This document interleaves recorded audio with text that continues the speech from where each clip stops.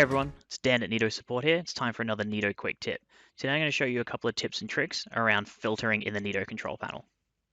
So the first thing I want to show you is how to find phantom empty orders. So we get a few reports of this from merchants, and these orders can come around from, say, eBay. If you have an order that comes through with a SKU that doesn't match, or an order import that doesn't have any order lines, you can find that you have an order in the list that isn't showing. So if I go to sales orders and then new, you can see I've got 3 new orders with the little blue bubble.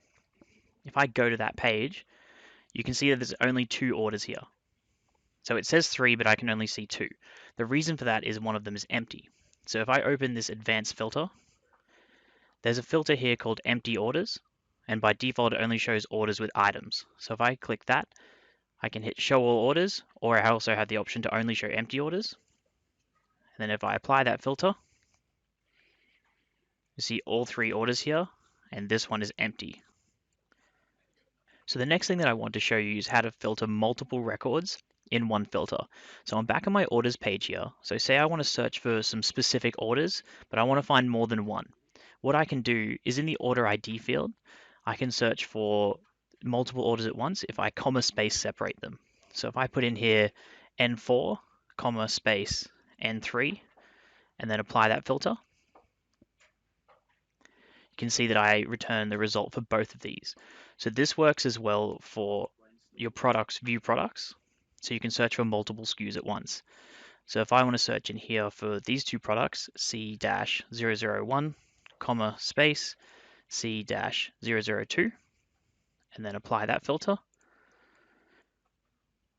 I return both of those products.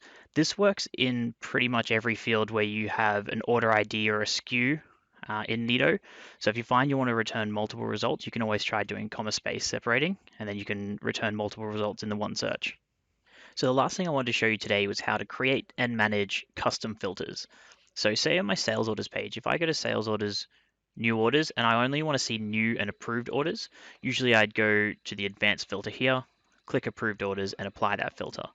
But if I am doing this every day or all the time, I might want to save this as a custom filter. So what I can do is I can use this custom filter button here, save the current filter, I'll name it, new approved,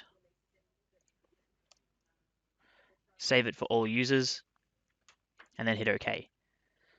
So this will now show up in my sales orders menu option as new approved. So I can use this every day if I want to find these orders.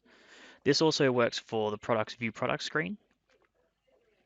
So say I come in to see all of my active products, but I also want to see what's approved for Neto POS, for example.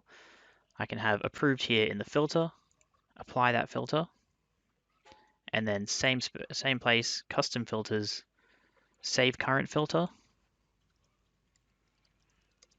approved for POS, save it, and OK. And then that'll show up in my products, custom filters, approved for POS. So this is something you can do to save time. If you find that you're using filters a lot, you can save them for both products and orders, and that can really streamline your processes. So that was a few tips around filtering in the Neto control panel. Hopefully you got something out of it that'll help you streamline all your processes going forward. As always, if you have any feedback or ideas for a quick tip, feel free to email me at quicktip@neto.com.au and keep your eyes peeled for more Neto quick tips coming your way.